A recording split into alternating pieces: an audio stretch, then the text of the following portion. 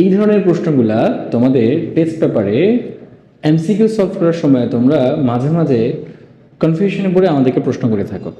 আজকে আমি এটা ইন ডেপথ তোমাদেরকে বলে দেব এবং অনেকগুলো অপশনস তোমার জন্য আমি এখানে রাখছি যাতে করে কোনো অপশনস আমাদের বাইরে না চলে যায়। সবগুলো সম্পর্কে আমরা ব্যাখ্যাটা দিব। তার আগে আমরা নিউটনের থার্ড লটা কি সেটা দেখে আসি। দেখো এখানে বলা আছে এই m1 ভরের বস্তুটা m2 বস্তুকে এদিকে তোমার কাছে বল প্রয়োগ করেছে সংঘর্ষের সময়, আর m2 ভরের বস্তুটা m1 ভরের বস্তুটাকে এদিকে f2 পরিমাণ বল প্রয়োগ করছে। সো নিউটনের থার্ড লটা কি ছিল? প্রত্যেক ক্রিয়ারই একটি সমান এবং বিপরীতমুখী প্রতিক্রিয়া আছে। দ্যাট মিনস উনি বলে গেছেন এই দুইটা বলের মান তোমার কি হবে বলতো? সমান, এবং তারা কোনমুখী হবে বলতো? বিপরীতমুখী হবে। আমাদের বুঝি ঠিক এইভাবে জিনিসটা লেখা আছে যে f1 ভেক্টর ইকুয়ালস টু কথা হচ্ছে বলতো f2 ভেক্টর, এবং এদের মান সমান, এবং কি হচ্ছে বলতো? দিকটা কি হচ্ছে বলতো? বিপরীত হচ্ছে। দিকটা কি হচ্ছে বলতো? এই দিকটা হচ্ছে তোমার কি বলতো? বিপরীত হচ্ছে। আচ্ছা, সো এইটা ছিল আমাদের বইয়ের নিউটনের থার্ড লয়ের যে ম্যাথমেটিক্যাল ব্যাখ্যা সেটা। সো এটাকে যদি আমরা চেঞ্জ করি, চেঞ্জ করলে কি আসে বলতো?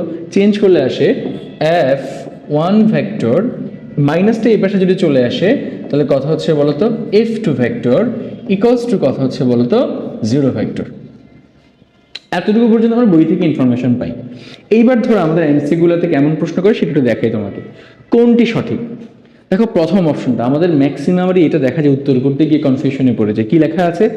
f1 equals to f2 minus f2। এটার উপর কি কোনো ভেক্টর সাইন আছে? না। যদি কোনো ভেক্টর সাইন থাকতো তাহলে দেখো তো এই লাইনটা বুঝাইতো। এখন নিউটন কি বলে গেছেন যে এই দুটা বলের মানটা সমান, মানটা সমান, দিকটা হচ্ছে বিপরীত। তাহলে এই দুটো বলেন মান সমান হবে।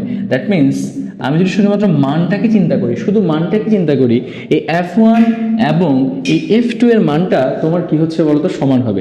তো সেই ক্ষেত্রে আমাদের এই অপশনটা তোমার কি হচ্ছে বলতো? ভুল হবে। এইবার দেখো এটার দিকে তাকাও, f1 ভেক্টর সমান কত হচ্ছে বলতো? f2 vector. আমরা কিন্তু বলছি মানটা সমান কিন্তু দিকটা বিপরীতে। সো এখানে কিন্তু দিক বিপরীতে হবে। বাট এখানে কি লেখা আছে? f1 vector equals to f2 vector. But এখানে তোমার কি হওয়া উচিত ছিল? একটা মাইনাস হওয়া উচিত ছিল। সেই হিসাবে এই অপশনটাও আমাদের কি হচ্ছে বলতো? ভুল। তারপর আমরা বই থেকে দ্রুত দেখতে গিয়ে দেখা যায়, পরীক্ষা এমসিকিউ করতে গিয়ে মনে করি এইটা বোধ হয় এইটা, কিন্তু আসলে না। এখানে কি বলা আছে? এই f2 ভেক্টরকে আমরা এই পাশে আনার ফলে f1 vector plus f2 vector equals to কত আসছে বলতে? 0 ভেক্টর আসছে। বাট এখানে কি উপরে কোনো ভেক্টর সাইন দেওয়া আছে? ভেক্টর সাইন তো দেওয়া নেই। তাহলে এই জিনিসটা তোমার কি হচ্ছে বলতো? কারেক্ট হবে না। আচ্ছা ঠিক আছে, এবার আসো এখানে দেখো তো এটাই বরাবর মিলে গেছে না যে f1 ইকুয়ালস টু কথা হচ্ছে বলতো minus f equals to minus f2 vector. So ওখান থেকে গুছিয়ে নিশ্চয়ই লেখা যায় যে f2 ভেক্টর ইকুয়ালস টু কথা হচ্ছে বলতো মাইনাস কথা হচ্ছে বলতো f1 ভেক্টর। সেই হিসেবে এই অপশনটা তোমার কি হচ্ছে বলতো? কারেক্ট। আরেকটা খুব বেশি পরিমাণে আমরা ভুল করে থাকি যে সব কিছু ঠিক আছে ভাইয়া, সেটা কি? f1 vector plus f2 vector equals to লেখো 0 লেখা আছে। দেখো এটাও একটা ভেক্টর রাশি, এটাও একটা ভেক্টর রাশি। দুটো ভেক্টর রাশির মধ্যে যোগ বা বিয়োগ করো, সেখান থেকে একটা ভেক্টর রাশি আসবে। বাট এখানে কি কোনো ভেক্টর দেওয়া আছে? 0-এর উপর তো কোনো ভেক্টর সাইন দেওয়া নেই। তো সেই ক্ষেত্রে এটাও আমাদের কি হবে না বলতো? সঠিক অ্যান্সার হবে না। এবার লাস্টের দিকে তাকাও, f1 vector plus f2 vector, এখান থেকে যোগ করলে তোমার কি ভেক্টর আসছিল বলতো? 0 ভেক্টর আসছিল। তো সেক্ষেত্রে আমাদের এটাও কারেক্ট অ্যান্সার হবে। আরেকটা কারেক্ট অ্যান্সার হতে পারে, সেটা কি? ওই যে বললাম এই দুটো ভেক্টরের মান সমান, তাহলে যদি কখনো আমরা এভাবে লিখি f1 minus f2 equals to 0, তাহলে সেটাও আমাদের কি অ্যান্সার হবে বলতো? কারেক্ট অ্যান্সার হবে।